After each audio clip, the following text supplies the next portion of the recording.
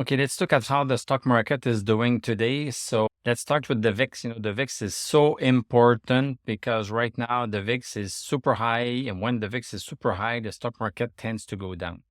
So the VIX came down yesterday, but today we started a little bit lower than where we were yesterday. Let me go on the 1-hour chart.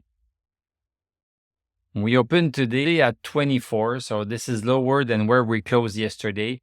Came back down and look at how precisely it came right smack on 22.39, which is a support that we had identified in the past. Bounced on it, and now we closed at 27. We closed a little bit higher than yesterday. Look at stochastic right here. When stochastic, a 21-day stochastic goes over 60, there's a swing up. It's a valid swing up. So there is a definite possibility that we move higher tomorrow. And if we move higher tomorrow, stock market is going to go down. And since we started going up right here on the VIX at 11 o'clock, let's see the impact that it had on other stocks. So let's take a look at Tesla. We are down $8.88, minus 4%, closed at 191.76. Let's go on the 1-hour chart to get a little bit more resolution. On the first hour of the day, we opened higher than 255, an interesting support.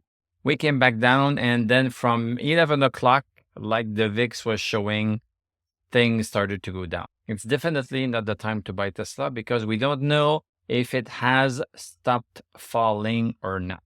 So Tesla is into a downward channel, and even worse, this downward channel is not going down fast enough that Tesla goes outside of its downward channel. So this is not yet looking like something that wants to go higher. So we don't buy yet. We are letting it go further down.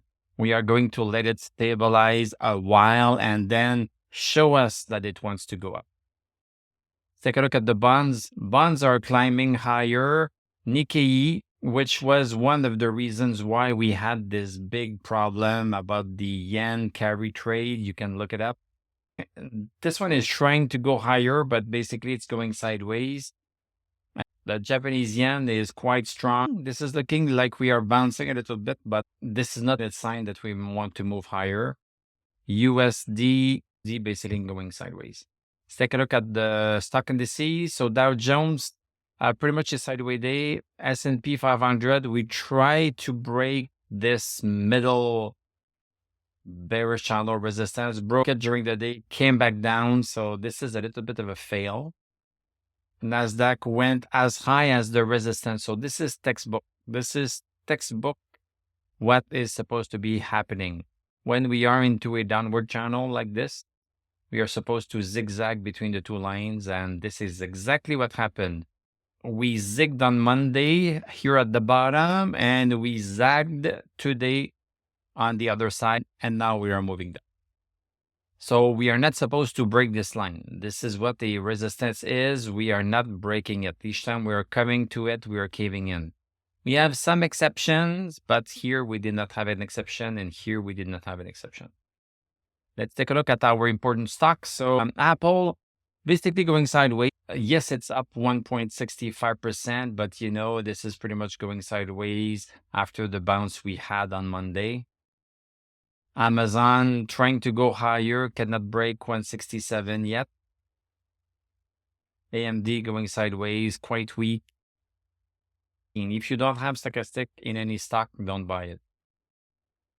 Or try to go back into the bullish support right here. Try to go back higher.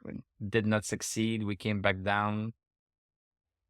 Google moving higher, but getting stopped by this resistance. Microsoft bouncing nicely.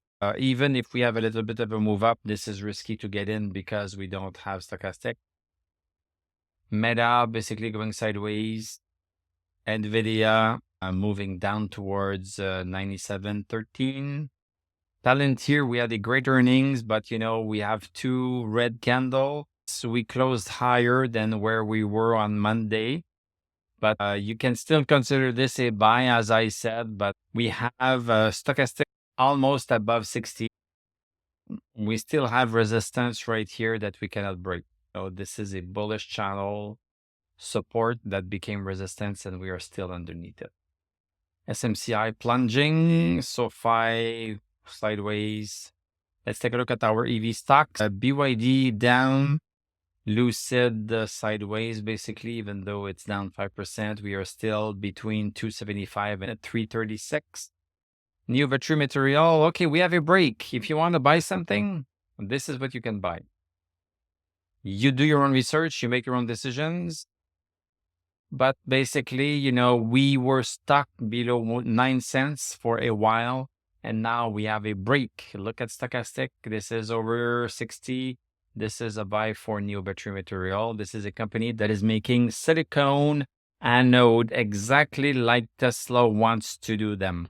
Exactly. I have a great video that explains this. So this company, I think, is working with Tesla, and they have the same Tesla technology. They are making they are using rough silicon that is pretty much cheap, but rough silicon expands, but they have a technology that coats that silicon so that it prevents it from expanding. So, you know, this, you know, I would not be surprised that Tesla buys this company. That's my hunch. New battery material doing nothing. Novonix sideways, Xpeng going down, Rivian is down. We are down 7% almost today. So it is great to be all cash. It is really great to be all cash, my friends.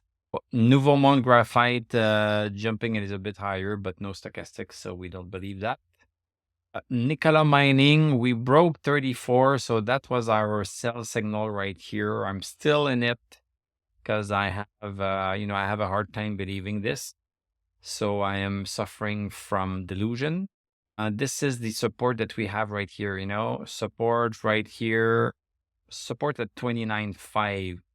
So if it goes lower than 29.5, then this is going to be my last resort. But if I could have sold just after it went lower than 34 cents, I would have done so. But it went down so fast that, you know, I didn't have chance. And since it's already at 31 cents, what's 29.5, you know?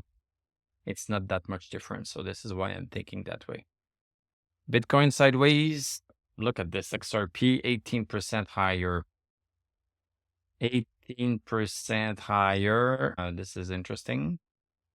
Ripple fined 125 million in lawsuit against SEC. XRP price soars immediately. So Ripple has been fined. This is just a fraction of what the SEC had previously asked for in the case. So this 125 million is a bargain. The fine that Judge Torres settled on is far less than the 1 billion disengorgement and prejudgment interest and 900 million in civil penalty. So XRP investors have seen this as a positive for the firm and the cryptocurrency, which exploded by more than 20%. Wow. So yeah, maybe XRP was being artificially pushed down by this judgment that was impending. Gold going sideways, but I'm guessing on its way to $18, and silver just barely above 905. Yeah, don't buy anything yet. Basically, don't buy anything yet except new battery material. Things are rebounding a little bit since what happened on Monday, but just because something rebounds does not mean that it is not bullish. It does not mean that at all. Each time we have a move down, we have some rebound effect on any chart. We have a move down, we have a move down, we have a rebound. We have a move down, we have a rebound, we have a move down, we have a rebound. You see this? So if you buy the dips, well, you are still buying high because you are still into a downtrend. You are still into a downtrend. You need to get outside of the downtrend before buying. So everything is into a downtrend except a few things. Some things are into a congestion zone. That is better. But downtrend equals don't buy. Thank you very much for watching. Thank you for liking, commenting, subscribing. If you like what I do, you can become a YouTube member. Click on my TradingView affiliate link. I'm going to wish you a great evening. We are going to talk tomorrow, and I'm going to tell you à la prochaine.